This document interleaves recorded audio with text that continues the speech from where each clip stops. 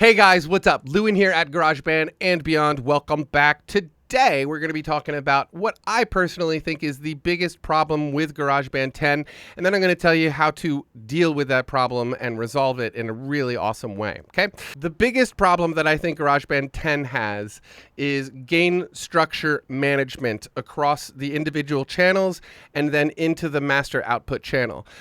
When you're having issues not getting that proper volume when you're exporting, which is, a lot of you, I know, I hear this all the time. I still get emails about this, even though I've made tons of videos about it. The issue is gain structure, the management of it, and the fact that a lot of you don't know how to do it, A, right, but B, because GarageBand 10 doesn't really give you a meter that is reliable and telling you any useful information as far as the input signal and the output signal, okay? So when you don't get your gain structure management done properly, that is why your mixes are coming out too quietly, okay? So that is the big issue, okay?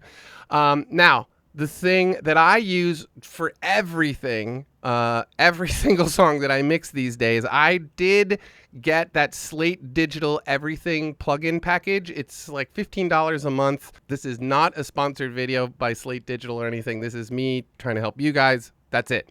But that Slate Digital package, the Everything bundle, is filled with amazing plugins and tons of good stuff. But the one that I'm going to show you today that I think is really, the hands down, the most powerful one, especially if you're using GarageBand, is the virtual channel thing. The VCC is what they call it.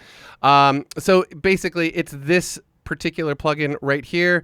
You get 6 different mixer emulators. They all have different sounds, and yes, they do sound different. It is sort of like it's a small difference, but it is a big difference once you start figuring out what exactly those differences are. But anyway, so the main virtual mix bus is the one thing that I always have in my master channel output. So this song, you guys should recognize this. So this was from the Copperphone video, but I'm just going to go from the top. So what I want you to take a look at is how this VU meter is acting, right? And that's what we're going to look at first. She's riding on a freight train. She's riding on a freight train. She's riding on a freight train to see her love down in Tennessee. Okay, so what you should have noticed there is that it was pretty much going up to 0, and every now and then just crossing a little bit into the red. Now, a lot of you might have had this issue where, like, when you get to the master track here, when you get to this master channel output, that you simply don't have the gain from the other individual channels to get the proper export level, okay? So number one, the first thing you can do if you have this plugin running, you unlink them, right? So when this is linked, it moves the input and output at the same time. When you unlink them, you can control just the input to the master channel. So this is everything, all the other channels, and then this is the master volume for them. But then this is the master output, okay? So you have to think of it like a pre-knob or a master knob on an amplifier or something like that. But same concept. So you get to boost the overall gain makeup of the individual channels with this one if you don't have enough, or if you have too much. Like in my case, I had, I would say probably just a hair too much. So I was using this particular plugin to manage that for the output. This is an unmastered song. So obviously we don't want any peaks or anything going there. So I have this running in this case to sort of help keep those peaks out, okay? So that's the primary one. That's why I started with this. This VCC thing, this is only the virtual mix bus. This is specifically for the master channel output. But anyway, let's take a look at the individual channels because they are also equally as important and they also do cool things.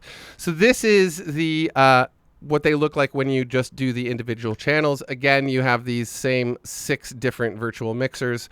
Now, of course, this is going to definitely help you, again, with the input and output controls, maintaining a proper gain structure, something that's not distorting, something that's not too little, something that's, not pushing too hard on the reverb or whatever. Because of the fact that you have this VU meter and because of the fact that you can't control the input and output, it gives you all of this control that you just do not have without this particular plugin setup. There's probably other ones out there, and I'm sure you guys can write in the comment section what other things you guys use for gain structure that is not like an effect, right? Not compression or anything. This isn't that.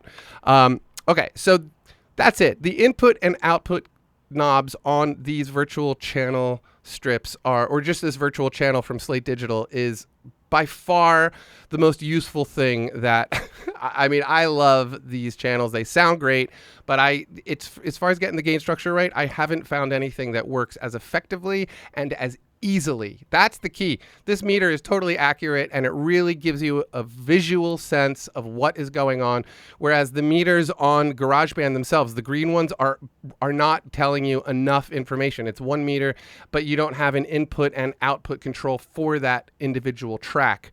So that's where your gain structure management issues are coming, okay? Now, besides all that, one of the other things that I absolutely adore about this particular plugin, this virtual channel plugin, is that GarageBand people, you will thoroughly appreciate this. It gives you the ability to subgroup your channels. If you don't know what subgrouping is, let me give you a quick description. I'll try to keep it quick, okay? So let's say I have a backup vocal section that has 16 different vocals on it, okay? So step one is going to be getting those vocals in balance with each other, okay? The tones, the effects, all that. The balance of those guys need to be done first. Then you're going to start, balancing that whole chorus inside of the song itself. Now, in the old days, if you're using just regular GarageBand 10, if you want to balance those volumes, you have to go through every single one of those and finely tune each volume. However, if you've gotten the balance of the sum of those 16 tracks going, like you got the balance of those 16 vocals all sounding good, it would be so much easier if you could just move one volume and it moved, all of those at the same time, right? So that's what subgrouping does. So say I have this virtual channel on every single one of those backup vocals. What I would do is I would assign them to one of these subgroups, of which there are 8, okay? So in this example, we're just going to say subgroup number 2. So if I have this set to number 2 on every single one of those volumes, that means that I can make changes on this one single panel, and it will affect all 16 of them as long as they are assigned to group number 2. So that's it. Being able to subgroup is something that totally streamlines the work process. The workflow can get really bogged down when you have a ton of vocals or whatever it may be. If you have a ton of tracks that are running, finely tuning those one by one is a real time taker. That just sucks up time. And if you found that you have the overall balance right, it's 1,000 times easier just to move one volume and have them all come up and down. Same thing goes for drums. You see drums getting subgrouped a lot just because, you get the drum mix right and then you just want to affect the overall drum volume. It's a good example of one of the most common uses of subgrouping.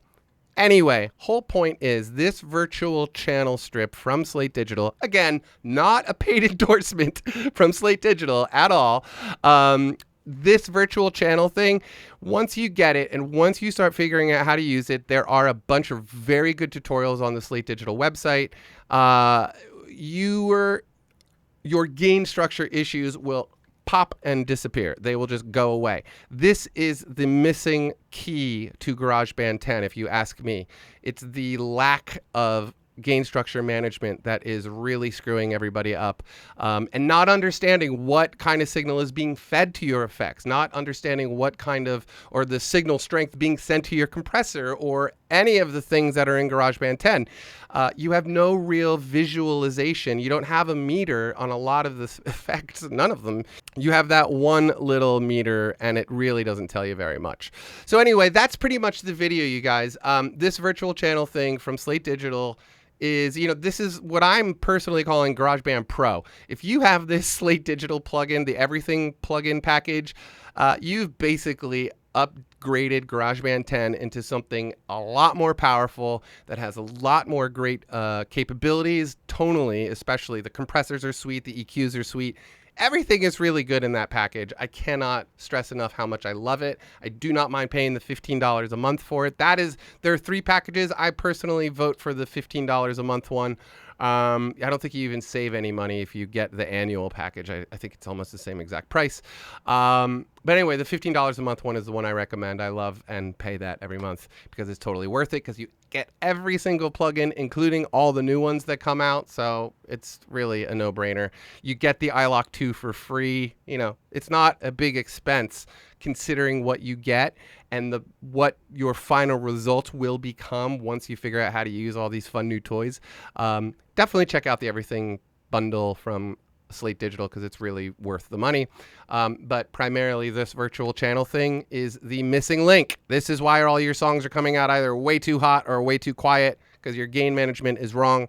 And now you know how to fix it. Okay, you guys. So that is it for today. I hope you're having a fantastic day. Please remember, videos every Tuesday and Friday. I like how I made this symbol too, like the word Tuesday starts with TWO. Tuesdays and Fridays. And I've made all these other videos here on GarageBand and beyond. There's lots of them here, so please check those out. I really appreciate it when you watch those videos because, I like it, because that's why I make these videos, for you to watch and to learn, and that's awesome. Please share, subscribe, hit the little bell button on the subscribe, next to the subscribe button, to get notifications when my videos come out. And that's it. I'll talk to you guys later. Have a great day. Peace.